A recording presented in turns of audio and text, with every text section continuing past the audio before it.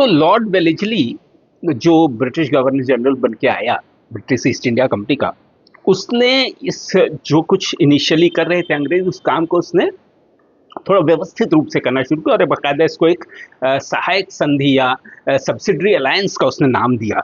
और तब तक अवध के नवाबों पे कर्जे की रकम बढ़ चुकी है। हेस्टिंग्स उसकी वसूली के लिए अवध की बेगमों का मामला बहुत चर्चित है कि जब बंगाल अवध के नवाबों ने कह दिया कि हमारे पास तो पैसा है नहीं, लेकिन हमारी माताओं दादियों के पास बहुत पैसा है, वो फैजाबाद में रहती हैं, आप चाहें तो उनसे वो पैसा वसूल कर लें। और इसी को हम लोग इतिहास में पढ़ते हैं। तो हेस्टिंग चला गया फैजाबाद सेना लेके और उसने उन बेगमों को परेशान किया और उनसे पैसा वसूला। तो इसी को अवध की बेगमों का मामला कहते हैं। लेकिन कुल मिला के हम लोग बात करें तो 1801 एक निर्णायक बिंदु बन जाता है जब लॉर्ड वेलेस्ली ने बंगाल के नवाब सादत अली खां साहब से एक नई संधि की।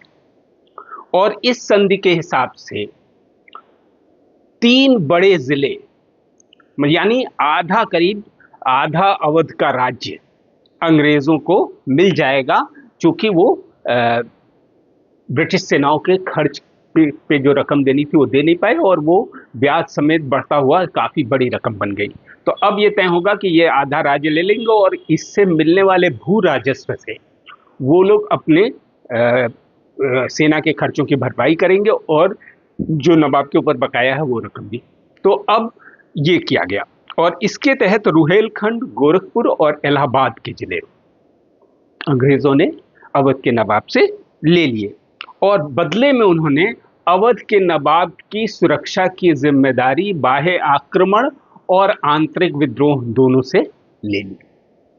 तो अब 1801 में जहां मैं रहता हूं गोरखपुर, वो जिला भी अंग्रेजों के पास आ गया और आप सबको पता है कि हमारे बगल में नेपाल है। तो पहली बार अंग्रेजों के ऊपर अवध के साथ संधि करने के बाद अंग्रेज राज्य की सीमाएं नेपाल से टच करने लगेंगी और नेपाल भी अंग्रेजों के लिए अब एक बॉर्डर डिस्प्यूट का कारण बनेगा। क्यों? क्योंकि ये सीमाएं कभी स्पष्ट थी नहीं। लेकिन वो अलग से आप उस पर कभी विचार करेंगे अगर समय होगा तो। अभी इससे क्या हुआ कि अब सुरक्षा का पूरा दायित्व अंग्रेजों का, आंतरिक विद्रोह और बाह्य आक्रमण। तो अवध के नवाब अब पूरी तरह दायित्व मुक्त हो गए। उनको न तो आंतरिक विद्रोह का डर रहा, न बाह्य आक्रमण का डर रहा और अब पूरी जिम्मेदारी अंग्रेजों की। तो नवाब अपना भोग विलास, तरह तरह के नृत्य और इन सब चीज़ों पर ज़्यादा ध्यान दिया उन्होंने, क्योंकि करने को कुछ रहा ही नहीं। जब आपको न तो आंतरिक तौर पे कोई खतरा है और न बाह्य तौर पे, तो आप क्या करेंगे? तो उस तरह का उनके जिम्मे कुछ काम रहा नहीं। लेकिन इसी हठीले रूप से जो लोग अवध के नवाबों का जो पूरा खानदान था वो अंग्रेजों के प्रति वफादार था, बावजूद इसके 1856 में अंग्रेजों ने इसी राज्य के ऊपर, जिसके सुरक्षा की जिम्मेदारी उनकी थी, जिसका नवाब बगैर उनसे पूछे कुछ करता ही नहीं था, उसी राज्य पर उन्होंने कुशासन का आरोप लगाया। अब आप सोचिए भाई, अगर कुशासन कैसे हो सकता है जब जो कुछ अंग्रेज रेजिडेंट कहता है वही बंगाल का नवाब करता है। उसी पर आप आरोप लगा रहे हैं कि अवध के नवाब पर कि अवध में उसने कुशासन है और इसको ठीक करने की जिम्मेदारी हमारी है, लिहाजा हम इनके राज्य का विलय ब्रिटिश राज में कर लेंगे। तो बचा हुआ जो अवध था उसको भी अंग्रेजों ने 1856 में अपने राज्य में मिला लिया और इसीलिए बड़े पैमाने पर 1857 के विद्रोह में बेगम हजरत महल और अवध के सैनिक जो अंग्रेजी सेना में थे उन्होंने विद्रोह किया था।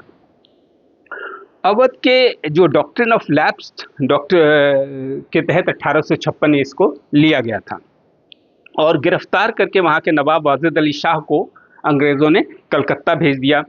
परिणाम यह हुआ कि अवध के सैनिक और अवध की जनता में भारी असंतोष हुआ और उन्होंने अवध 1857 के विद्रोह का एक प्रमुख केंद्र बना और वहाँ की बागी बेगम हजरत महल के नेतृत्व में काफ़ी अंग्रेज़ों से लोहा इन्होंने लिया।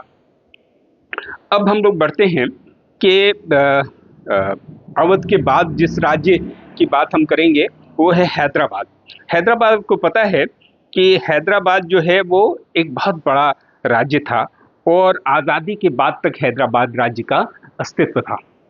निज़ामुल मुल्क जो मुगल साम्राज्य का क्या कहते हैं प्रधानमंत्री था, या उसी ने इस राज्य की नींव डाली थी 1724 में। और जो निज़ामुल मुल्क हैं उन्होंने इस राज्य की 1724 में नींव डाली। और ये लोग अंग्रेजों का इन्होंने कई बार साथ भी दिया था शुरुआती दौर में। 1768 में हैदराबाद वो पहला राज्य था जिसने मैसूर के युद्ध के समय सहायक संधि को मैसूर के युद्ध के समय पहली बार अंग्रेजों से एक संधि की। 1798 में उसने लॉर्ड वेलेस्ली के साथ सब्सिडरी अलायंस करने वाला पहला राज्य बना हैदराबाद, जिसने सब्सिडरी अलायंस या सहायक संधि को स्वीकार किया था। इसको अंग्रेजों ने इस राज्य का अस्तित्व बना रहने दिया क्योंकि इसने सब्सिडरी अलायंस 1798 में ही एक्सेप्ट कर लिया था और अपने राज्य की सुरक्षा का दायित्व अंग्रेजों को सौंप दिया था और अंग्रेजों के अधीनस्थ राज्य के तौर पर यहाँ वो शासन करते थे। तो इस तरह से हैदराबाद के साथ अगर हम संबंध देखें तो वो अंग्रेजों के साथ उनके संबंध बहुत कॉर्डियल रहे और बड़े राज्य के रूप में उनका अस्तित्व बना रहा। और यहाँ तक कि भारत की आज़ादी के बाद भी हैदराबाद का विलय भारत में एक समस्या रहा और वहाँ सैनिक हस्तक्षेप करना पड़ा। मैसूर राज्य की बात अगर हम करें तो मैसूर राज्य हैदर अली जो था उसने कायम किया था 1740 के आसपास। और मैसूर राज्य में दो शासक बनते हैं, हैदर अली और ख़ासतौर पे हैदर अली के बाद उसका बेटा टीपू सुल्तान। ये लोग अंग्रेज़ों से नफरत करने वाले शासक थे, लेकिन ये भी जानते थे कि अंग्रेज़ों से हम बहुत बड़ी ताकत हैं, अंग्रेज़ अब बन चुके हैं और उनसे लोहा लेना मुश्किल हो सकता। तो यथासंभव बचने की रणनीति पर हैदर अली चलेगा। लेकिन टीपू सुल्तान और इनके साथ अंग्रेज़ों के साथ बचते बचाते भी धीरे धीरे इनके संबंध खराब होते जाएंगे और मैसूर राज्य और अंग्रेज़ों के बीच 4 बड़े युद्ध होंगे। पहला मैसूर युद्ध 1667 से 1669 के बीच होगा। इसमें अंग्रेज़ हार जाएंगे और मद्रास में संधि होगी और ये अंग्रेज़ों के लिए बहुत शर्मनाक हार थी। दूसरा युद्ध होगा जिसमें वो होगा 1780 से 1784 के बीच। हैदर अली और टीपू सुल्तान बनाम अंग्रेज ईस्ट इंडिया कंपनी का, और इस द्वितीय युद्ध की समाप्ति होगी मंगलौर की संधि के साथ 1784 में। इसी बीच 1780 या 82 में हैदर अली की मृत्यु युद्ध के दौरान ही हो जाएगी और उसका बेटा टीपू सुल्तान अब मैसूर का नया नवाब बन जाएगा। तीसरा युद्ध होगा 1790 से 92 के दौरान, जिसमें टीपू सुल्तान और अंग्रेज ईस्ट इंडिया कंपनी के बीच ये युद्ध होगा, जिसमें टीपू सुल्तान हार जाएगा और टीपू को एक बहुत ही शर्मनाक संधि अंग्रेजों के साथ श्रीरंगपट्टन की संधि करनी पड़ेगी, जिसमें उनको भविष्य में वो अंग्रेजों के खिलाफ कुछ करेगा नहीं, इसकी जमानत के तौर पे अपने बेटों को देना पड़ेगा ईस्ट इंडिया कंपनी के पोजीशन में। और चौथा युद्ध होगा, लेकिन इनके बाद भी संबंध सुधरेंगे नहीं, और एक निर्णायक युद्ध होगा 1799 में, जब जिसको कहते हैं चौथा मैसूर युद्ध। और इसी युद्ध में टीपू सुल्तान वीर गति को प्राप्त हो जाएगा और मैसूर राज्य के ज़्यादातर हिस्सों पर अंग्रेज़ों का कब्जा हो जाएगा और वो उसे अपने राज्य में मिला लेंगे। लेकिन ऐसा न लगे कि हमने मैसूर का राज्य कब्जा कर लिया, इसलिए थोड़ा सा मैसूर का राज्य उन्होंने जो मैसूर के पुराने राजा के वंशज थे उनको देके और मैसूर नाम के राज्य को जिंदा रखा, जो आप मैसूर आज भी है, जहाँ दशहरा बहुत फेमस होता है और वाडियार वंश के शासक वहाँ भारत की आज़ादी तक शासन करते थे। अभी भी उस वंश के लोग भारत की राजनीति में एमपी रहे हैं, वहाँ के जो राजा हैं, और दशहरा बहुत अच्छा वो कराते हैं।